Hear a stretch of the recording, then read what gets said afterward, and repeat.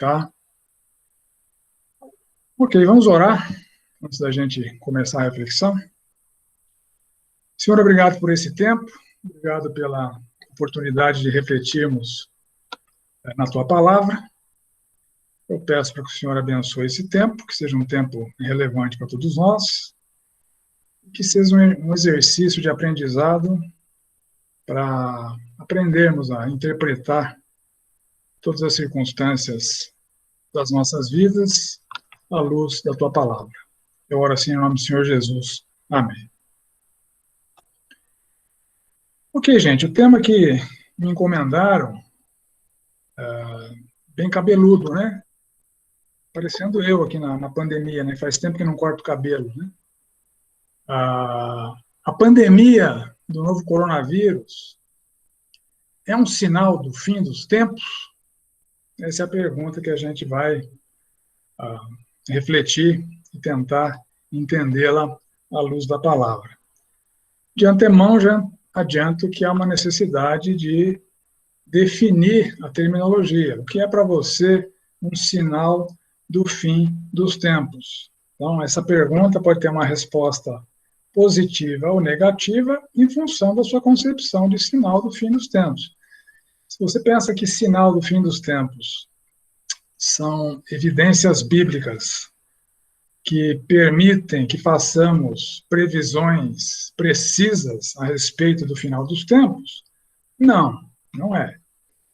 Se é um sinal que antecederá o fim dos tempos, nós vamos ver na sequência. O fato é que muito conteúdo sobre esse assunto tem circulado pela internet e pelas redes sociais nesses dias. Aliás, sempre que uma calamidade de proporções globais assim acontece, esse tipo de especulação, de afirmação, começa a circular, proliferar. Então, sempre tem os alegados profetas que vão dizer quando as coisas vão acontecer, e sempre há os que dão ouvidos a esses profetas e se atemorizam, e desenvolvem expectativas, né, sobre a consumação dessas pseudo-profecias. E no nosso cenário aqui, associado à pandemia, nós ainda temos aqui perto de nós uma nuvem de gafanhotos, que está na Argentina, ameaçando o sul do Brasil. Tivemos aí um tornado em Santa Catarina. Então, tivemos vários eventos cataclísmicos, né? Então, esse discurso de fim dos tempos, ele é naturalmente intensificado. Durante as minhas pesquisas aqui, eu me deparei com uma reportagem da CNN que dizia o seguinte, deixa eu autorizar, tem mais gente pedindo para entrar aqui, deixa eu autorizar todo mundo, assim eu volto para a minha janela do estudo. Ok. A manchete da CBN mencionava um livro de uma médium chamada Sylvia Brown, livro em inglês, né? A tradução do livro seria O Fim dos Dias, Previsões e Profecias sobre o Fim do Mundo.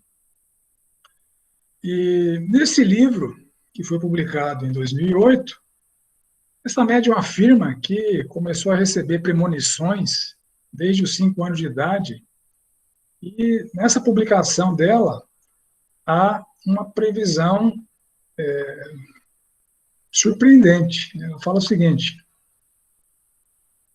está lá no livro: por volta de 2020, uma doença grave do tipo pneumonia se espalhará por todo o mundo, atacando os pulmões e os brônquios e resistindo a todos os tratamentos conhecidos.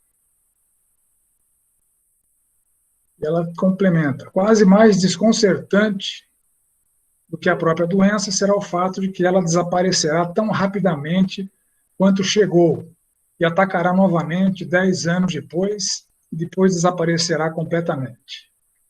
Então é curioso, né? Das inúmeras publicações, nas milhares de publicações que existem por aí, tentando antecipar o que aconteceria no futuro, uma delas acabou acertando, aleatoriamente aqui, que haveria realmente uma pandemia mundial, especificamente grave para os pulmões e para os brônquios, né? E nessa reportagem da CBN, o repórter afirma que essas pandemias, elas têm o poder de fazer as pessoas em pânico esvaziarem tanto as suas mentes quanto as prateleiras dos supermercados. Então, inúmeros avisos do dia do juízo final, assim como essa previsão dessa médium, que se confirmou, é uma das inúmeras que não se confirmaram, né? Tanta gente fazendo previsão, alguém acaba acertando uma ou outra. Então, essas especulações, essa própria confirmação, misturado com o medo do coronavírus, então gera uma paranoia generalizada. O fato é que, ao longo da história, já houve milhares de previsões a respeito do fim dos tempos. E todas elas, obviamente, furaram porque Jesus ainda não voltou e o fim dos tempos ainda não chegou. Por exemplo, lá no início da era cristã, um camarada, vários camaradas, né, ali na Roma antiga, eles previram que o retorno de Cristo seria no ano 500. Tá? Depois de errarem o ano 500, um deles reeditou a sua previsão para o ano 800, um ano que ele já não estaria mais vivo para se defender, caso errasse. Errou. O Papa Silvestre II previu que Jesus voltaria no ano 1000. Errou. O Papa Inocêncio III previu que Jesus voltaria em 1284, também errou. E assim segue, vários exemplos, eu tenho vários aqui, vou deixar na apostila depois para quem tiver interesse. O próprio Martinho Lutero, 1528, afirmou, esse reformador que nós respeitamos tanto, né? Ele afirmou que o fim dos tempos, a volta de Cristo, não tardaria mais do que 100 anos a partir da época que ele vivia. Errou. Até o Cristóvão Colombo se meteu a fazer previsão, disse que o mundo foi criado em 5.343 a.C. e duraria 7.000 anos. Então, partindo do pressuposto que não há ano zero, segundo a sua previsão, o mundo acabaria em 1658. Vários evangélicos ao longo da história previram isso. A seita dos Shakers previu que o mundo acabaria em 1792 ou 94. Ministros presbiterianos previram o final dos tempos e erraram nas suas previsões. Ministros batistas, há registros que vários deles previram. O mais recente foi o Pat Robertson, né, que é um batista com um viés mais pentecostal, foi inclusive candidato à presidência dos Estados Unidos. No final do ano 76, ele previu que o mundo acabaria naquele ano, né? Errou. Os testemunhos de Jeová, ao longo da história, fizeram várias previsões equivocadas. Até o Isaac Newton previu que o milênio de Cristo começaria no ano 2000. Errou. Os autores daquele livro, Deixados para Trás, previram que no ano 2000 o bug do milênio causaria um caos econômico mundial e que o anticristo subiria ao poder naquele ano. Erraram. Nós temos até as versões tupiniquins, né, as centenas de profetadas que falsos profetas evangélicos do Brasil têm lançado como certas e que não se cumpre. Para citar duas delas, né? A Valnice Milhões profetizou que Jesus voltaria no ano 2007. Depois a Neuza Itioca profetizou que Jesus voltaria em 2017, 2018. Todo mundo equivocado. Mas o fato é que esse assunto tem causado toda essa movimentação de previsões ao longo da história. Então, por que tanta especulação histórica sobre o fim do mundo e sobre a volta de Cristo?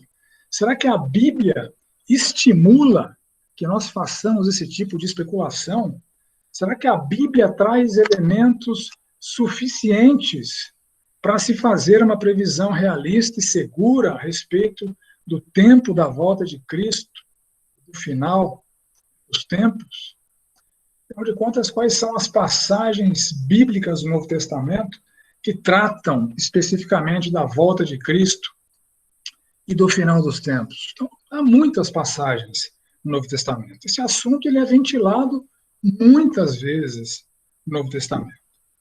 É ventilado em Mateus 24 e 25, em Marcos 13, em Lucas 21, né, que registraram o sermão profético de Jesus, falando sobre a sua volta, falando sobre o fim dos tempos e o juízo final.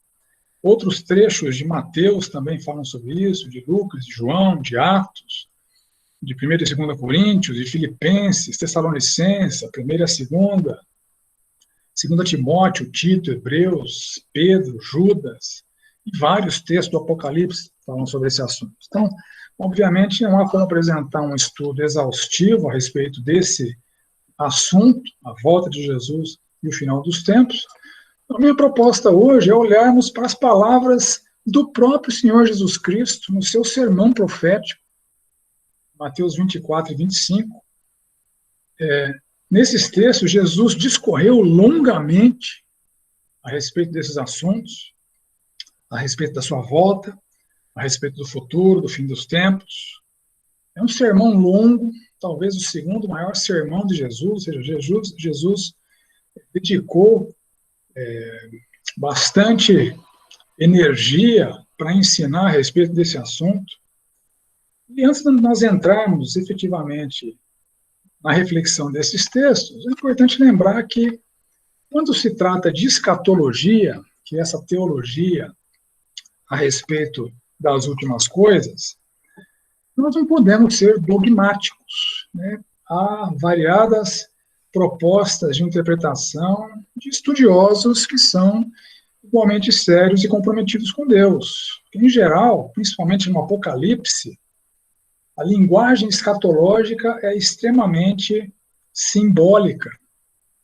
Eu escolhi refletir sobre o texto de Mateus 24 e 25, porque Jesus ali ele não está sendo enigmático, está sendo, no meu modo de entender, bastante claro. Sem querer apresentar o que eu vou discorrer na sequência como um dogma que todos devem aceitar como um verdadeiro axioma, eu vou expressar a minha visão para esse sermão profético, o meu olhar para esses textos do Senhor Jesus Cristo, olhar que é fruto dos meus empenhos para estudar esse assunto, né? E para chegar às conclusões que eu cheguei. Então, lembrando que há alternativas a esta abordagem que eu vou fazer com vocês. Entretanto, esta abordagem que eu farei me parece a mais plausível, a mais tangível, porque leva em conta todas as coisas que o Senhor Jesus Cristo falou. Então, o que o próprio Senhor Jesus Cristo nos ensina a respeito da sua volta, da consumação dos tempos? Qual é a intenção de Jesus com esse sermão profético? Será que a intenção de Jesus foi de revelar pistas proféticas para nós interpretarmos a história a fim de sabermos com precisão exata quando ele voltaria? Será que foi essa a sua intenção? Qual é a janela de tempo do sermão profético? Será que Jesus Cristo trata de eventos próximos à sua volta, que seriam imediatamente anteriores ao seu retorno? Ou será que o Senhor Jesus está cobrindo uma faixa de tempo bem maior do que essa?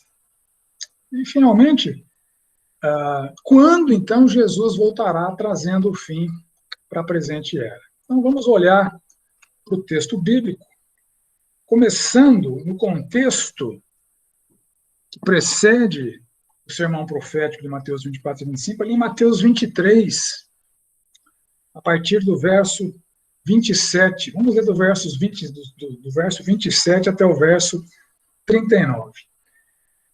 Mateus 23. Então, abra sua Bíblia aí, Mateus 23, a gente vai ficar aqui em 23, 24 e 25. Começando no verso 27 de Mateus 23. Então, o Senhor Jesus diz o seguinte ali: Ai de vós, escribas e fariseus hipócritas, porque sois semelhantes aos sepulcros caiados, que por fora se mostram belos, mas interiormente são cheios de ossos, de mortos e de toda imundícia. Assim também vós, exteriormente, pareceis justos aos homens, mas por dentro estáis cheios de hipocrisia e de iniquidade.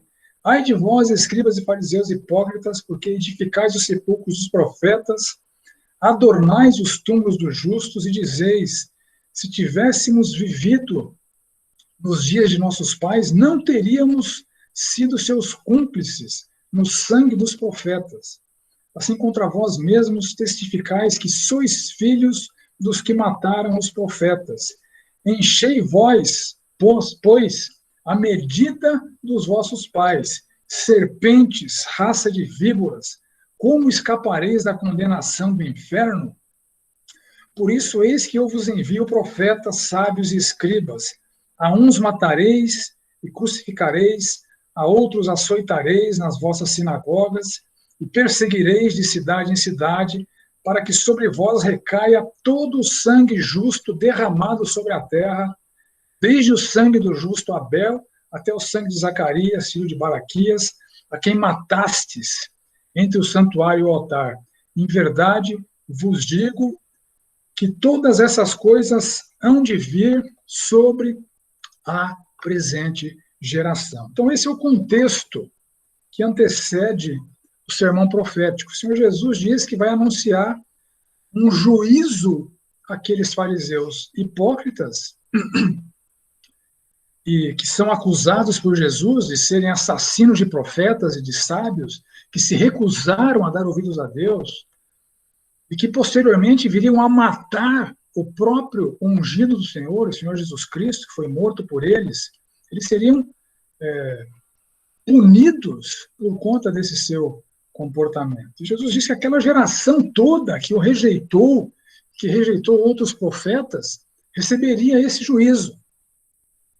Nos versos 37 em diante, nós vemos o seguinte: Jerusalém, Jerusalém, que matas os profetas e apedrejas os que te foram enviados. Quantas vezes quis eu reunir os teus filhos, como a galinha ajunta os seus pintinhos debaixo das asas, e vós não o quisestes.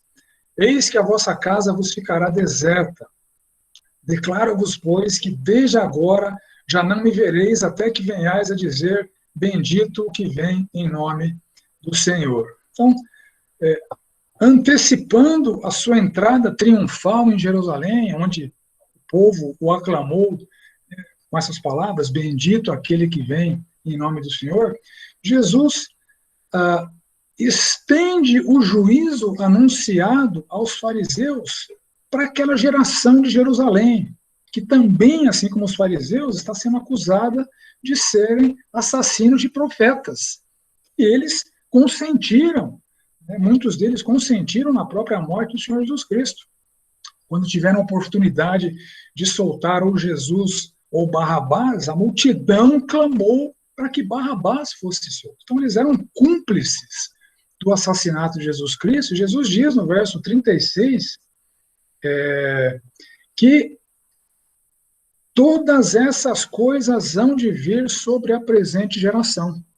Então, Jesus está anunciando o juízo aos fariseus, ao povo, a Jerusalém, a Judéia, E aí nós entramos, então, no sermão profético. Esse é o pano de fundo do sermão profético.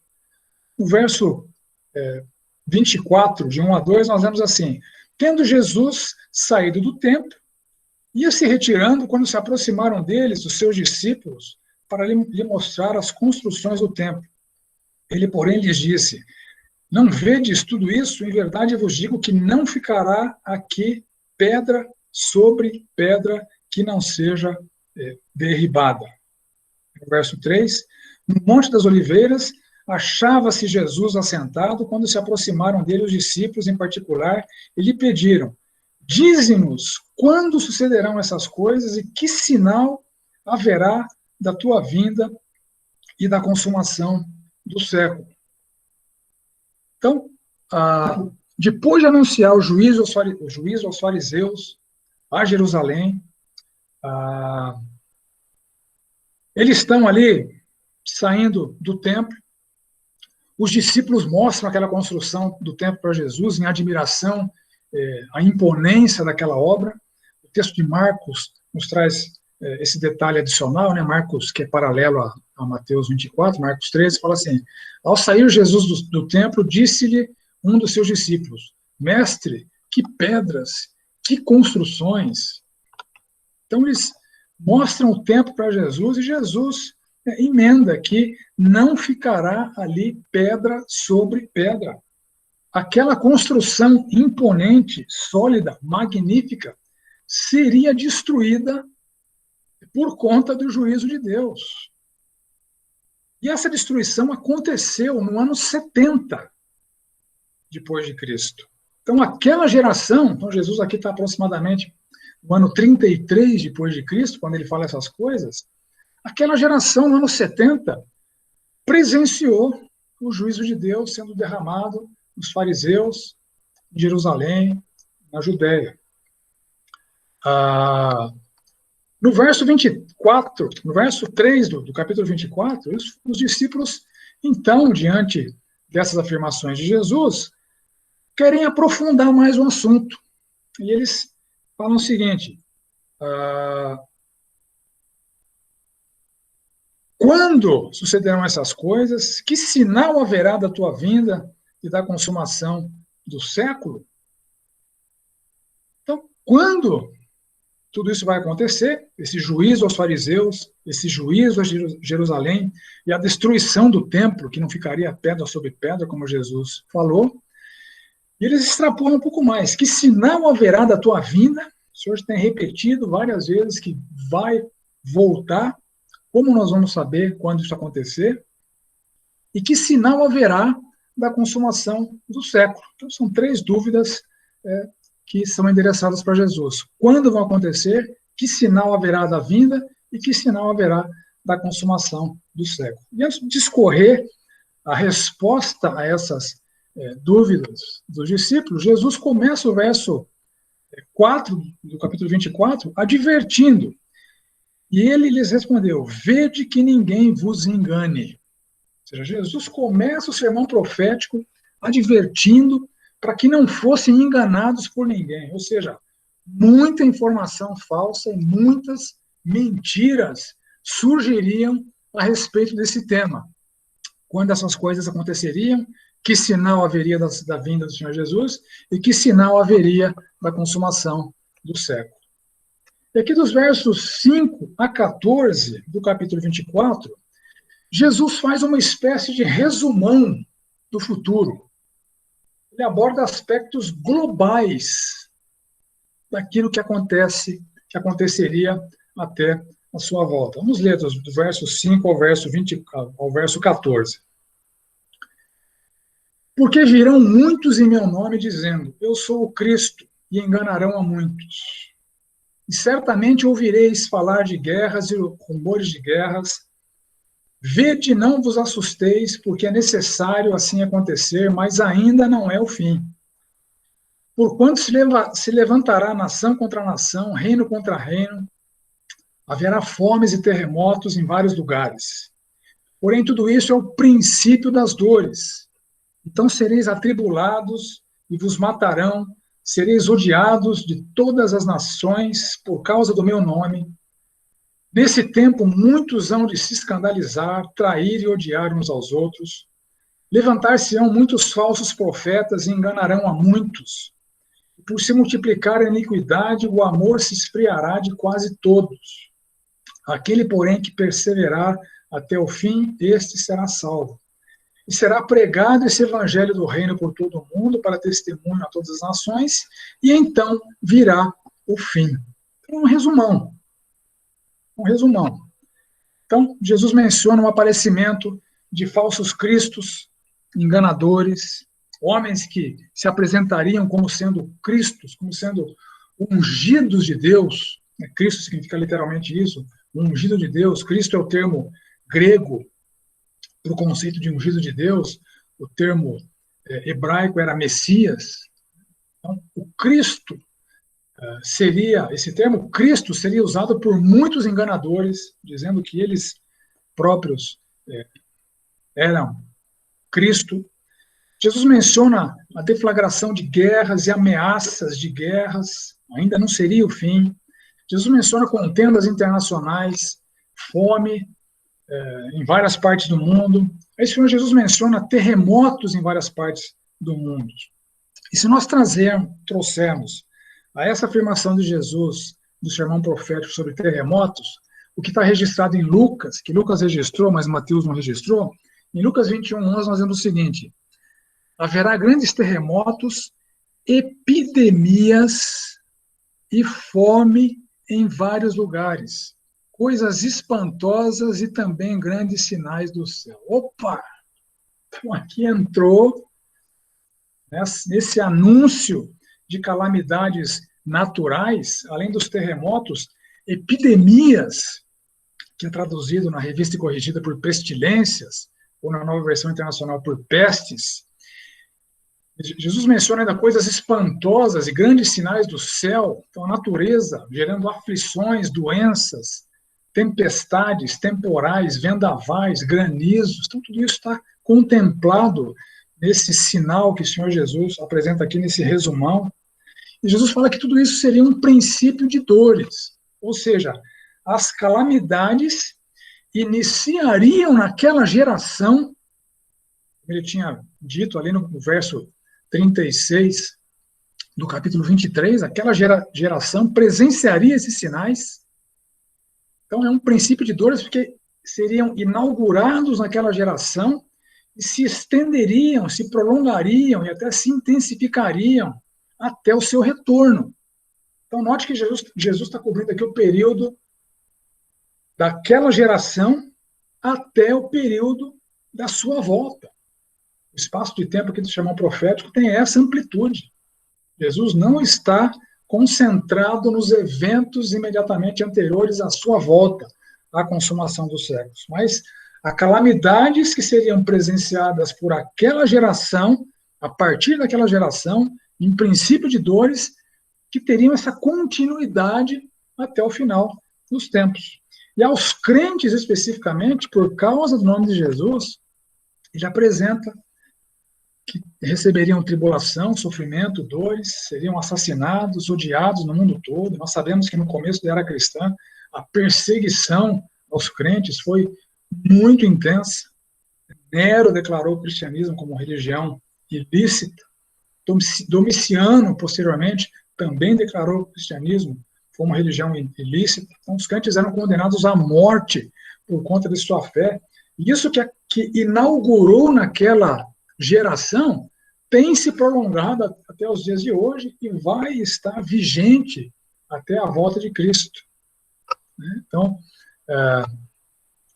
nesse tempo, no período desta perseguição aos crentes, que duraria todo o tempo contemplado aqui no resumão que Jesus faz, muitos se escandalizarão, segundo Jesus, ou seja, eles tropeçarão, eles fracassarão na sua fé, eles vão demonstrar que a sua fé não era firme, não era verdadeira, eles apostatarão, e esses que apostatarem trairão e odiarão os crentes verdadeiros. Jesus menciona muitos falsos profetas que alegam falar em nome de Deus, mas são mentirosos, enganam a muitos, que a pecaminosidade, a iniquidade, que é a desobediência à vontade de Deus, ela se multiplicaria, o amor se esfriaria de quase todos, ou seja, a humanidade se distanciaria muito do padrão de amor de Deus, haveria inúmeros problemas relacionais, violência, egoísmo e assim por diante. E Jesus anuncia que os salvos perseverarão e o evangelho será pregado pelos crentes a todas as nações do mundo e então virá o fim. Então, você percebe que o resumão de Jesus, começando com o anúncio das calamidades que aquela geração veria, esses incidentes, eventos de calamidades estariam vigentes durante toda a era até a volta do Senhor Jesus Cristo. Aí dos versos 15 ao 22, Jesus se concentra em apresentar tribulações que viriam especificamente aos judeus da Judeia. Então, Jesus aqui dos versos 15 ao 22 parece estar respondendo objetivamente aquela primeira pergunta de 24 e 23. Quando sucederão essas coisas? Que coisas? O juízo aos fariseus, o juízo a Jerusalém e a destruição do templo. Então, aqui do 15 ao 22, Jesus parece estar respondendo essa pergunta especificamente. Vamos ler ali. Quando, pois, virdes o abominável da desolação, de que falou o profeta Daniel no lugar santo, quem lê entenda, então os que estiverem na Judéia, fujam para os montes. Quem estiver sobre o eirado, não desça a tirar de casa alguma coisa. Quem estiver no campo, não volte atrás para buscar a sua capa. Ai das que estiverem grávidas e das que amamentarem naqueles dias. Orai para que a vossa fuga não se dê no inverno nem no sábado, porque nesse tempo haverá grande tribulação, como desde o princípio do mundo até agora não tem havido, nem haverá jamais. Não tivessem aqueles dias sido abreviados, ninguém seria salvo, mas por causa dos escolhidos, tais dias serão abreviados. Então aqui, o Senhor Jesus menciona essa abominação desoladora que Daniel faz referência, uma referência profética, né? Daniel foi escrito muito antes aqui de Cristo, né? Daniel, por exemplo, no capítulo 11, verso 31, a gente vê o seguinte: Daniel faz referência a forças que profanarão o santuário, a fortaleza nossa, e tirarão o sacrifício diário, estabelecendo a abominação desoladora. Então, Daniel aqui faz referência a essa abominação desoladora. É uma abominação porque ela é extremamente ofensiva a Deus e é desoladora por conta da grande destruição que ela provocaria.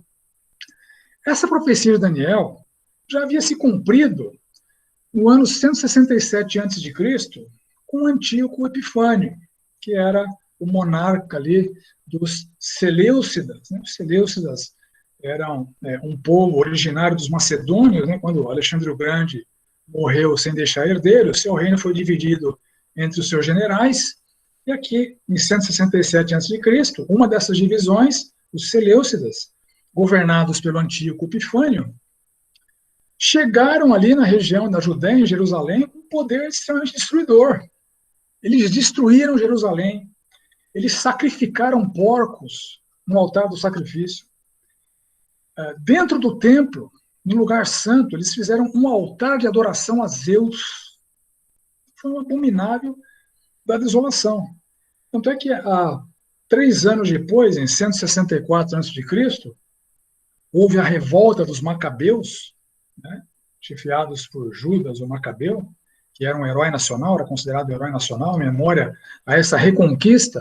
Nós lemos no Novo Testamento que havia aquela festa da dedicação, que é mencionada em João 10, uma festa que fazia referência a essa reconquista de Jerusalém depois do abominável da desolação que o profeta Daniel havia anunciado. Então Jesus utiliza essa profecia já consumada de Daniel e apresenta a mesma profecia como se cumprindo posteriormente, novamente, quando Deus derramasse o juízo aos fariseus e a Jerusalém por conta do seu assassinato de profetas e por conta da rejeição do Messias. E se cumpriu.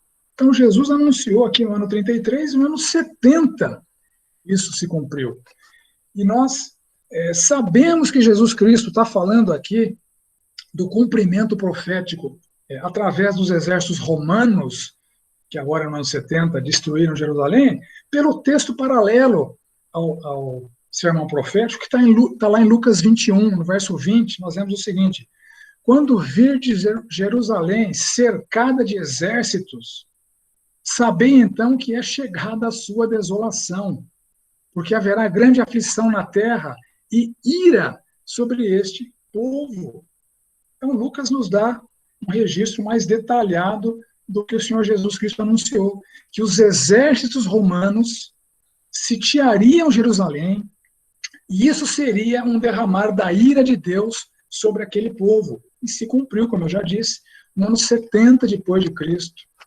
Novamente, o abominável da desolação de Daniel se estabeleceu ali em Jerusalém. Os exércitos romanos reinvadiram aquela região, massacraram a Judéia, como juízo da ira de Deus contra eles que rejeitaram os profetas e mataram o Messias, Jesus.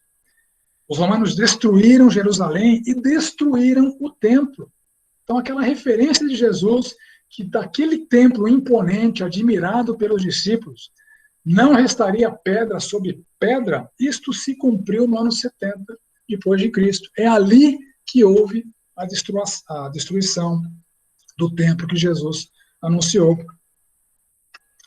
Então, durante a consumação desse juízo a esta Jerusalém, né, conforme lemos lá no capítulo 23, que matas os profetas e apedrejas os que te foram enviados, durante a consumação desse juízo, Jesus recomenda a fuga em massa da Judéia, recomenda que quem estiver escondido no telhado não desça, porque vai ser morto, recomenda que as pessoas que estivessem nas zonas rurais, afastadas da cidade, permanecessem ali, senão seriam mortas.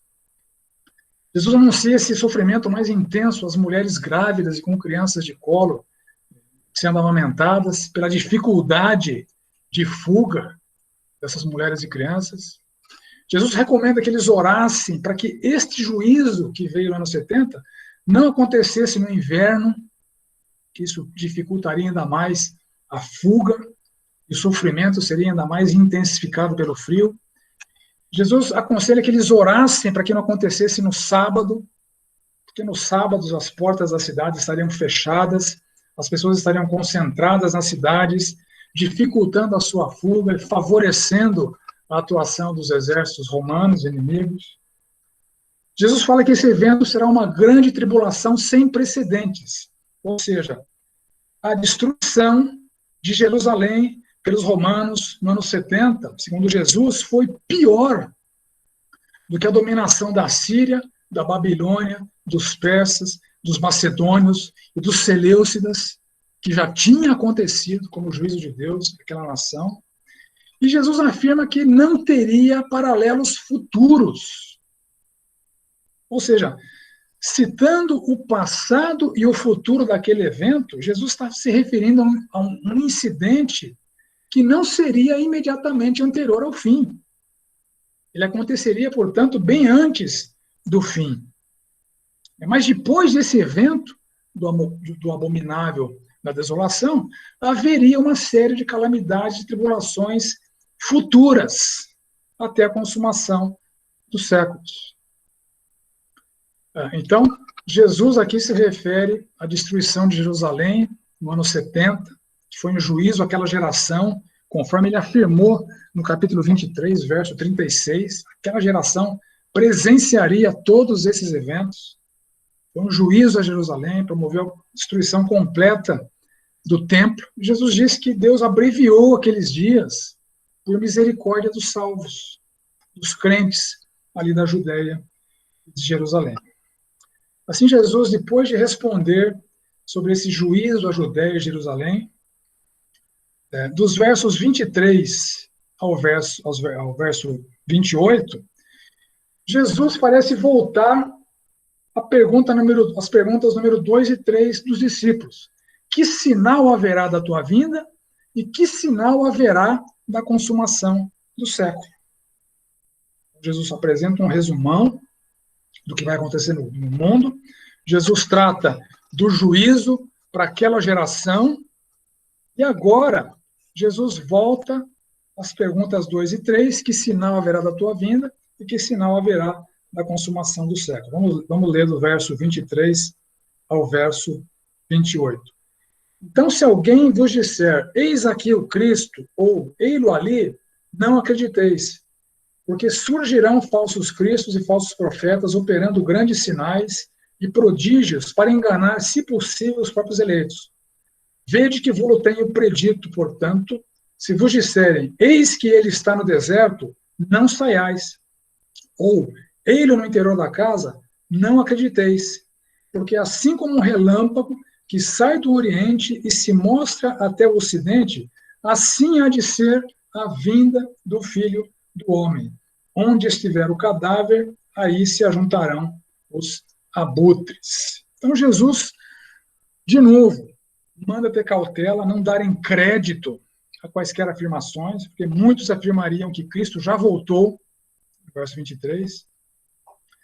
Jesus adverte novamente, como já tinha advertido ali no resumão, que surgirão falsos cristos. Jesus adverte novamente, como ele já tinha advertido ali no resumão, que surgiriam falsos profetas. No verso 23 repete o 5, no verso 24 repete o 11. No verso 25, Jesus adverte que seu aviso está dado, ou seja, não sejam enganados, não sejam pegos de surpresa. Aí Jesus manda novamente eles não acreditarem quando afirmarem que ele já tinha voltado. No verso 26, repete o verso 5, porque muitas informações falsas a respeito da sua volta surgiriam. Aí o Senhor Jesus afirma que a sua volta será espetacular e inconfundível. Quando ele voltar, todo mundo vai saber que ele está voltando. Não vai precisar de especulação, não vai precisar de adivinhação de quando isso aconteceria ou como isso aconteceria. A sua volta será espetacular e inconfundível, assim como um relâmpago que sai do Oriente e se mostra até no Ocidente, assim há de ser a vinda do Filho do Homem. Aí no final desta sessão, sobre os sinais que antecederiam a sua volta e antecederiam a consumação final, Jesus faz uma nova referência aos exércitos romanos e à destruição de Jerusalém. Então, essa afirmação de Jesus, onde estiver o cadáver, ali se ajuntarão os abutres, né? O que está aqui traduzido como abutre na minha revista atualizada, na versão que eu estou utilizando, é a tradução também para águia. A águia romana era um símbolo da Roma antiga e era usada pelo exército romano como uma insígnia das suas legiões quando atacavam os outros povos. Essa águia era levada à frente das campanhas num pedestal para que todos vissem que aqueles eram os exércitos de Roma. Então, aquela geração presenciaria as tribulações que se repetiriam até a sua volta, começando ali com os abutres sobre os cadáveres, Roma sobre aquela nação sobre quem o Senhor Jesus já havia anunciado o juízo. Então, verso 36 do capítulo 23, em verdade vos digo que todas estas coisas hão de vir sobre a presente geração. Jesus aqui não está discorrendo, de novo, sobre eventos imediatamente anteriores à sua volta, mas eventos que seriam inaugurados naquela geração. De novo, no verso 34 de Mateus 24, ele fala, em verdade vos digo, não passará esta geração sem que tudo isso aconteça. Em Lucas 21, que é a passagem paralela, Lucas registra assim também quando vires acontecer essas coisas, sabei que está próximo o reino de Deus, em verdade vos digo, não passará esta geração sem que tudo isso aconteça. Então, a agenda de Jesus aqui é de mobilizar as pessoas a esse senso de iminência da sua volta. Assim como aquela geração deveria considerar a volta de Cristo iminente, todas as gerações futuras devem considerar a volta de Cristo como sendo iminente. E quando ela acontecer, ela vai ser espetacular e inconfundível. Então, as tribulações que precederiam a sua volta, que seriam inauguradas naquela geração, com uma abominável desolação, que se prolongaria até a sua volta, elas estão aqui anunciadas. Aí, do verso 29 ao verso 31, Jesus fala então da consumação final, não mais dos sinais que antecederiam, precederiam essa consumação final. Vamos ler aí, versos 29 a 31. Logo em seguida, a tribulação daqueles dias, o sol escurecerá, a lua não dará sua claridade, as estrelas cairão do firmamento, os poderes do céu serão abalados. Então aparecerá no céu o sinal do Filho do Homem, todos os povos da terra se lamentarão e verão o Filho do Homem vindo sobre as nuvens do céu com poder e muita glória. E ele enviará os seus anjos com grande clangor de trombeta, os quais reunirão os seus escolhidos dos quatro ventos, de uma a outra extremidade dos céus. Então, logo após a tribulação daqueles dias, que Jesus já tinha falado naquele resumão, o futuro até a consumação dos tempos, seria marcado por tribulações, haverá um cataclisma universal quando o fim dos tempos acontecer. Outras passagens bíblicas também citam esse cataclisma. Pedro cita, os elementos se desfarão abrasados, o Apocalipse cita. De novo, o Senhor Jesus reforça que a sua volta será inconfundível, como ele já tinha falado lá no capítulo 24, verso 27. Jesus menciona a ceifa universal dos anjos, separando os eleitos que estiverem vivos do joio. Então, assim como ele já tinha prometido na parábola do joio e do trigo, lá em Mateus 13, nós vemos assim no verso 30, sobre o joio e o trigo: deixai-os crescer juntos até a colheita. No tempo da colheita, direi aos ceifeiros, os anjos: ajuntai primeiro o joio, atai-o em feixes para ser queimado, mas o trigo recolhei-o no meu celeiro. Ou seja, todos os sinais que Jesus apresentou, que antecederiam a sua volta, aconteceriam daquele momento, daquela geração, até a sua volta. E esses sinais finais são a consumação da sua volta e do final dos tempos.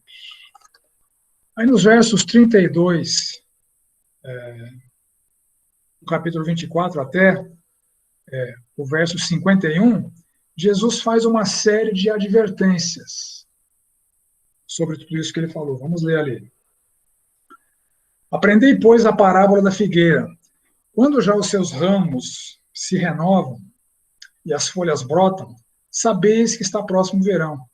Assim também vós, quando virdes todas essas coisas, sabei que está próximo às portas.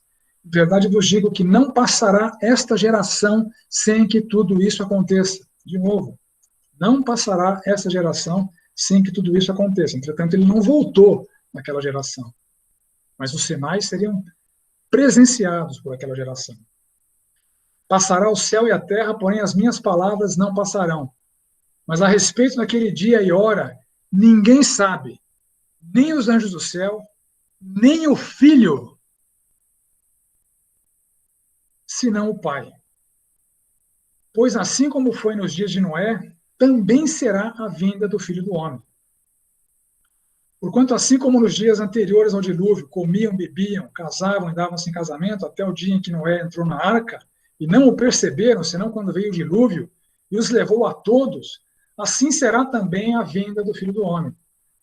Então 2 estarão no campo, um será tomado e deixado o outro. 2 estarão trabalhando no moinho, uma será tomada e deixada a outra. Portanto, vigiai, porque não sabeis em que dia vem o vosso Senhor. Mas considerai isso, se o pai de família soubesse a que hora viria o ladrão, vigiaria e não deixaria que fosse arrombada a sua casa. Por isso ficai também vós apercebidos, ou seja, vigilantes, porque a hora em que não cuidais, o Filho do Homem virá. Então, o Senhor Jesus adverte aqui sobre a iminência da sua volta. Então, assim como a situação dos ramos e das folhas da figueira indicam a iminência do verão, esses sinais apresentados devem servir para despertar o senso de iminência da sua volta. Então, não são sinais que devem ser usados para prever com certeza o tempo da sua volta, mas são sinais que devem ser usados para despertar o senso de iminência, de vigilância, de não sermos pegos de surpresa. Então, os mesmos sinais do resumão de 5 a 14, que foram repetidos de 23 a 28, não são sinais exclusivos imediatamente anteriores à sua volta, mas sim sinais contínuos, inaugurados naquela geração, que seriam prolongados até a sua volta para despertar o senso de iminência.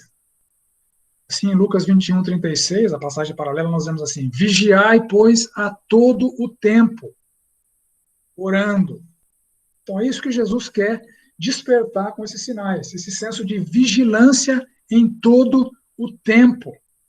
Marcos 13, que também é uma passagem paralela a essa de Mateus 24, Marcos registra assim: vigiais, pois, porque não sabeis quando virá o dono da casa. Você percebe? São sinais que devem despertar a vigilância, porque a data da consumação ela sempre será absolutamente desconhecida. Então, os sinais que Jesus apresenta, eles não servem para fundamentar previsões sobre a sua volta, mas servem para mobilizar a vigilância, a oração, a esse senso de que a sua volta é iminente, pode acontecer hoje, para que nenhum de nós seja pego de surpresa. E essa afirmação de que os eventos apresentados não são imediatamente anteriores, mas sim contínuos até a sua volta, é confirmada no verso 34. Não passará esta geração sem que tudo isso aconteça.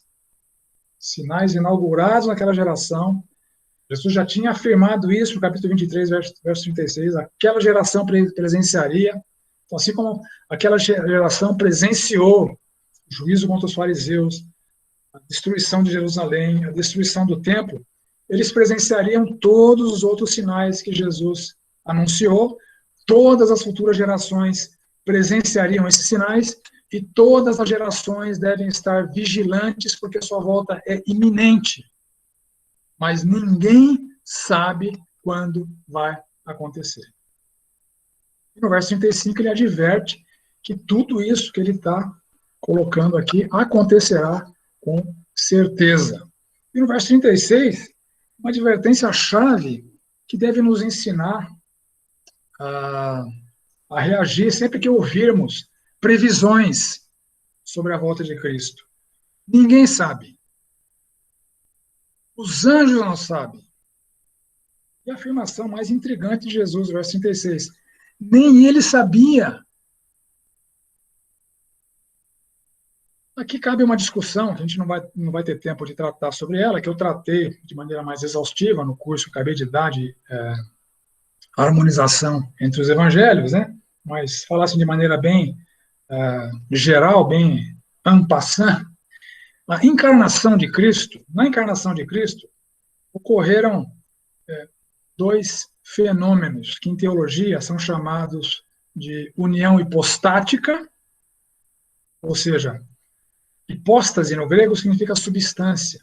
Então, a união de duas substâncias distintas naquele homem encarnado, então, a substância Deus e a substância homem 100% presentes no Jesus Cristo encarnado, mas também aconteceu, que é descrito lá em Filipenses capítulo 2, o esvaziamento de Cristo, que o termo teológico é a kenosis de Cristo. Jesus se esvaziou, ou seja, enquanto encarnado, Jesus deixou de ser invisível, Jesus deixou de ser somente espírito, ele deixou de ser imortal, que são atributos de Deus, ele precisava morrer, e ele deixou de ser plenamente onisciente. Então a gente vê que desde o nascimento de Cristo, o menino crescia em sabedoria. Então a mente do homem Jesus foi ventilada pelo Espírito Santo com todas as informações que ele tinha, mas esta informação de quando seria a sua volta, o Jesus Cristo encarnado não sabia. Depois que ele ascendeu aos céus, obviamente, hoje ele sabe, né? Mas naquele tempo na Terra, ele não sabia. Ora, se nem Jesus sabia, como é que alguém pode dar uma profetada e tentar adivinhar isso? Não é para saber.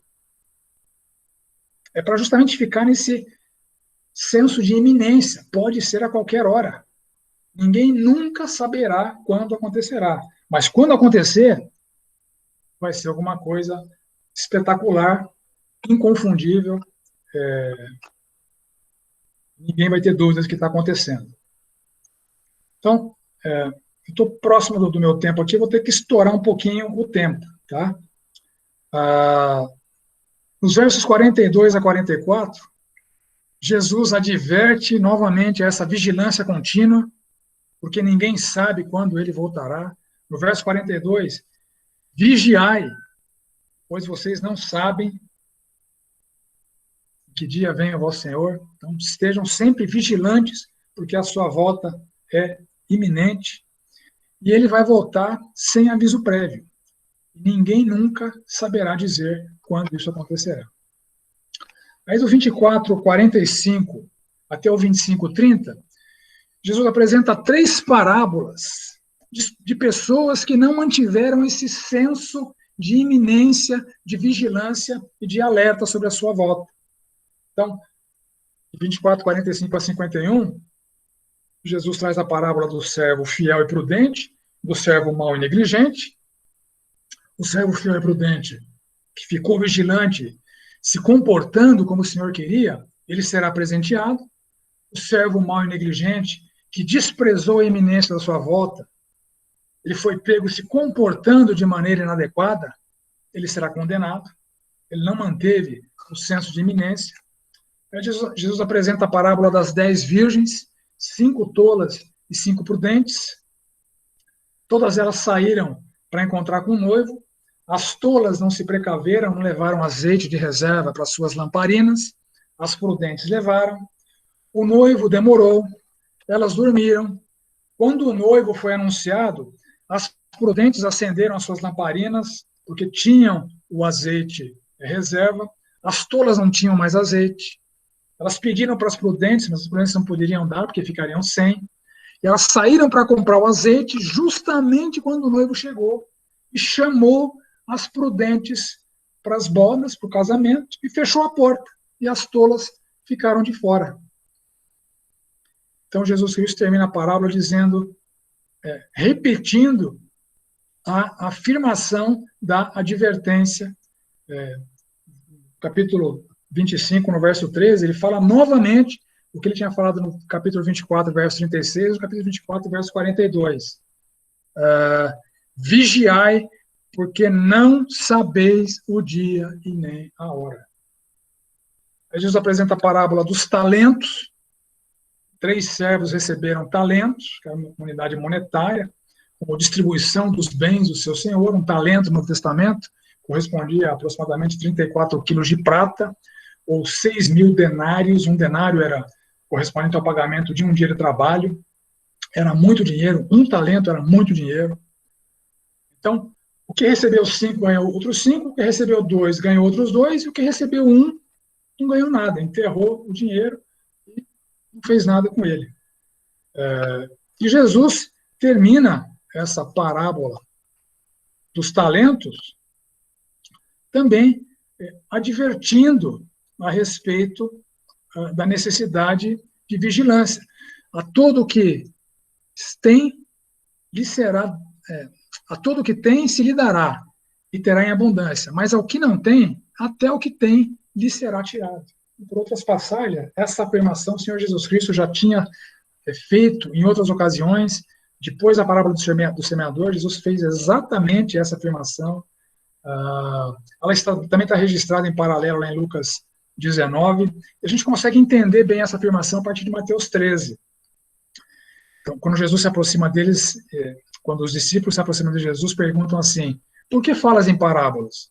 Ao que respondeu: porque a vós outros é dado o conhecer os mistérios do reino dos céus, mas àqueles não lhes é isso concedido, pois ao que tem se lhe dará e terá em abundância, mas ao que não tem, até o que tem lhe será tirado. Então, essas preciosas advertências, esses mistérios que o Senhor Jesus Cristo está revelando, que devem nos estimular a vigilância, porque a sua volta é iminente, aquele servo que recebeu um talento desprezou esse valor, desprezou essa coisa preciosa e foi pego de surpresa. Aí do verso 31 do capítulo 25 até o verso 46, Jesus explica o juízo final, que ele vai voltar com seus anjos, ele se sentará no trono para julgar, ele separará entre as nações do mundo os cabritos das ovelhas à direita, os cabritos à esquerda. As ovelhas da direita serão recompensadas pelas boas obras que praticaram, os cabritos serão condenados pela falta das boas obras.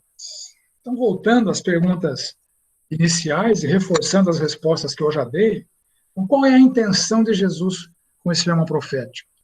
Não foi revelar pistas proféticas para interpretarmos a história a fim de sabermos com exatidão quando ele voltará. Não foi. Porque a data da sua volta é desconhecida, mas ela é iminente. Então, a intenção é fazer o seu povo estar sempre vigilante. A sua volta é, ao mesmo tempo, iminente e imprevisível. E a iminência e a imprevisibilidade que requerem de nós a vigilância constante. Mateus 24, 42, vigiai, porque não sabeis. 25, 13, vigiai, porque não sabeis.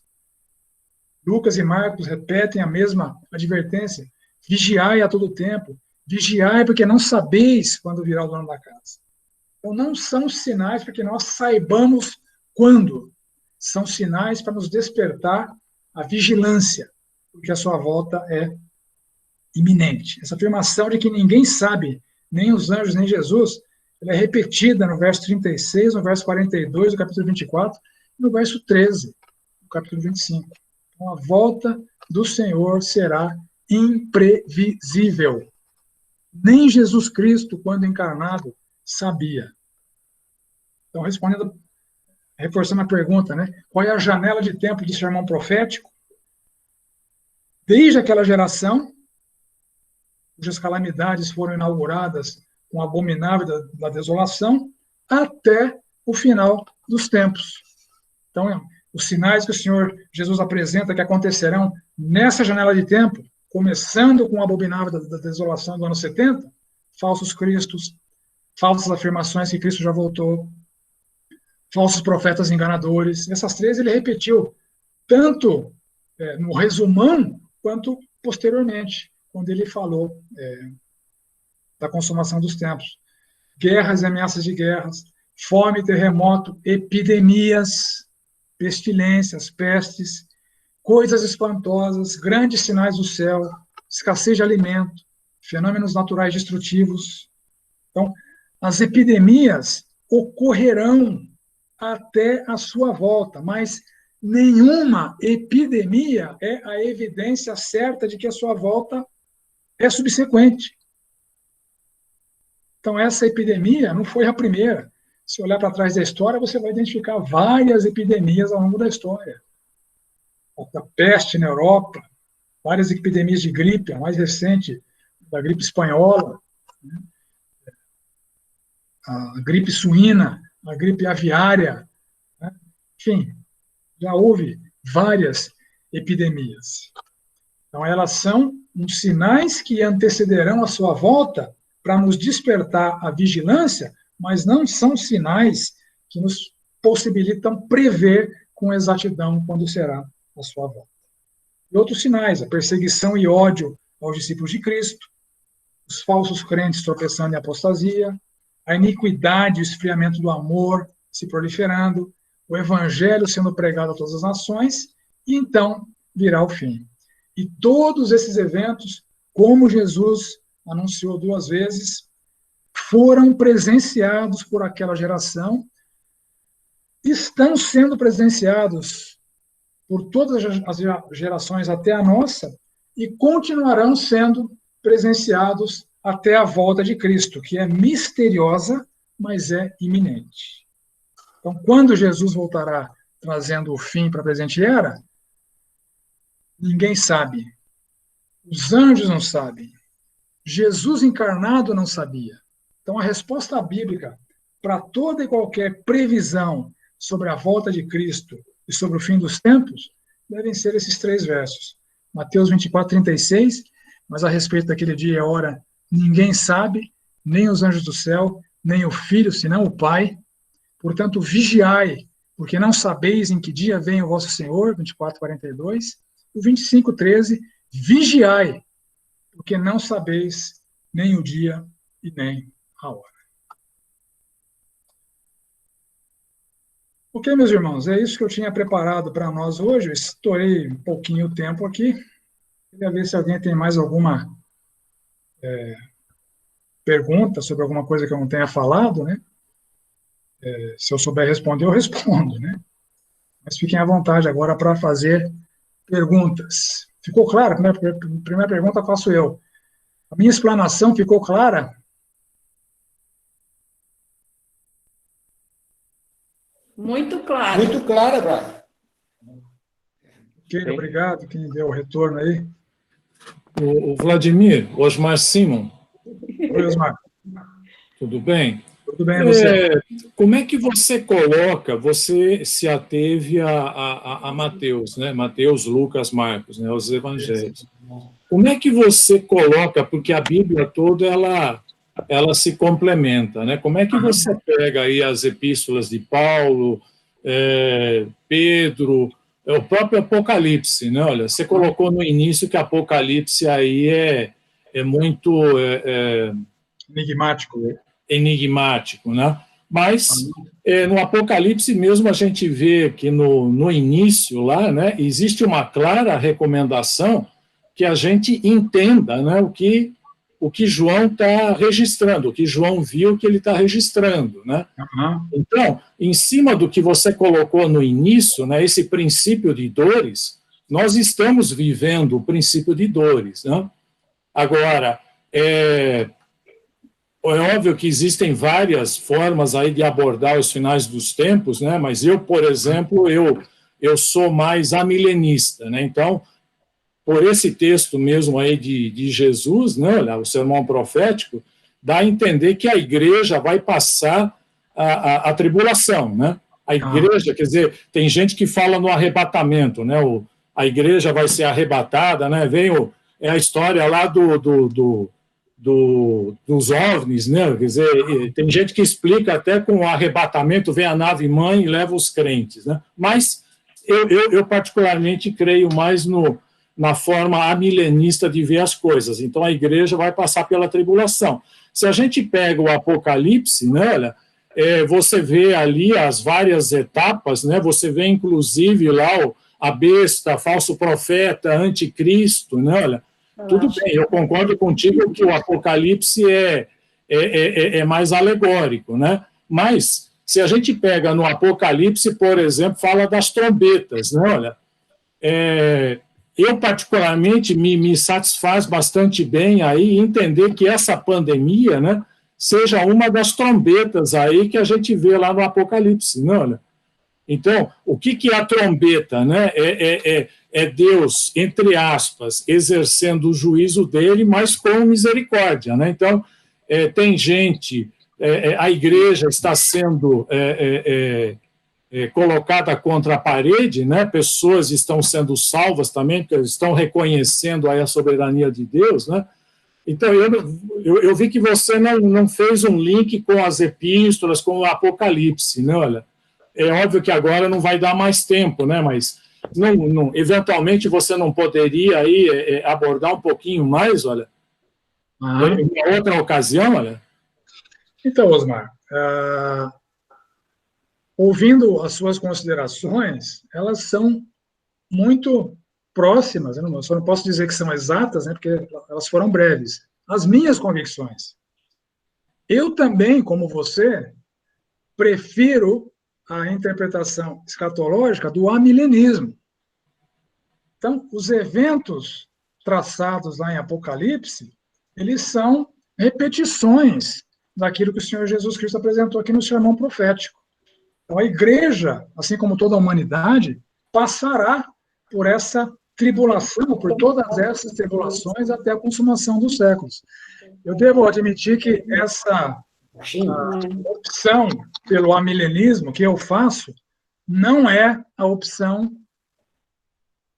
até onde eu sei, preponderante entre os pastores da nossa igreja. Outros pastores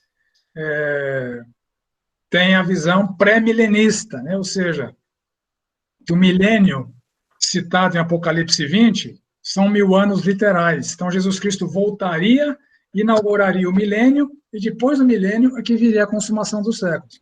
Eu creio como você. Nós já estamos... Eu estou contigo no abro, viu, Heleno? Eu acho que você concordo com a sua colocação, viu, Heleno?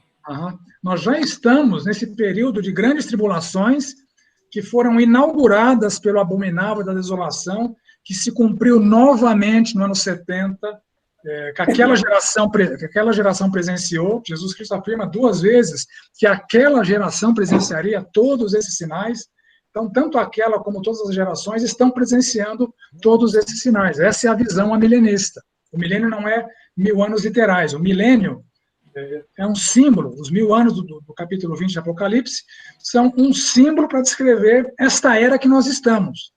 A era em que as tribulações antecederão a volta de Cristo. E assim como você afirmou, eu também creio que no Apocalipse as trombetas são advertências e várias das trombetas anunciam o juízo de Deus a partir dos elementos naturais. Então, eu creio exatamente como você se manifestou, que as trombetas são advertências e as taças, que são paralelas às trombetas, todos os elementos das 7 trombetas, que causariam uma destruição de 1/3, estão presentes nas 7 taças, que causariam a destruição total.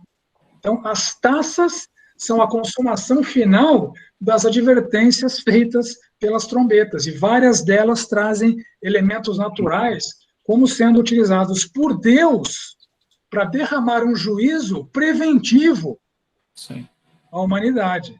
Você não poderia, Vladimir, fazer um estudo complementar? Eu acho que seria... Olha, eu sou vidrado, aí eu gosto muito da escatologia, né? Eu não sei, eu acho que alguns que ainda estão aí na live, né? Eu não sei se o pessoal também gostaria, mas eu acho que tem muito mais coisa para examinar, né? Você me perdoa aí estar tomando tempo, né? Mas você pega, por exemplo, né, o anticristo, né? Olha, hoje em dia, várias pessoas, né? O cara da ONU, lá, o Guterres, o próprio Papa, né? Olha, o Papa... Alô? Caiu. Não, estou ouvindo. Não, o Papa mesmo, o Papa Francisco e o Bento, né? Antes dele, né? Todos eles já mencionaram a necessidade de um líder mundial. O Papa, inclusive, tinha convocado lá no ano passado, para o dia 14 de maio desse ano, uma reunião com todos os líderes aí mundiais aí para, entre aspas, falar de educação, né? Então, a gente vê nos nossos dias, né, claras evidências, né, de alguns sinais mostrados na Bíblia, né, quer dizer, não está dizendo a data, né? No ano, o dia, não está dizendo nada, né? Mas existem sinais. É como a semana lá de Daniel, né? A 70ª semana, né? Então, existem sinais, e aí eu acho que eu particularmente proporia que você considerasse fazer mais um ou 2 estudos complementares, né? Então, Osmar, para essa sua reivindicação, eu recomendaria o curso que eu dei já na igreja, que está gravado, sobre o Apocalipse. Eu ensinei em 9 aulas a respeito desse assunto. Então, dá uma olhadinha lá no site da igreja. Estou tentando achar o link aqui, eu vou deixar no chat aqui. O link para o curso do Apocalipse. Lá tem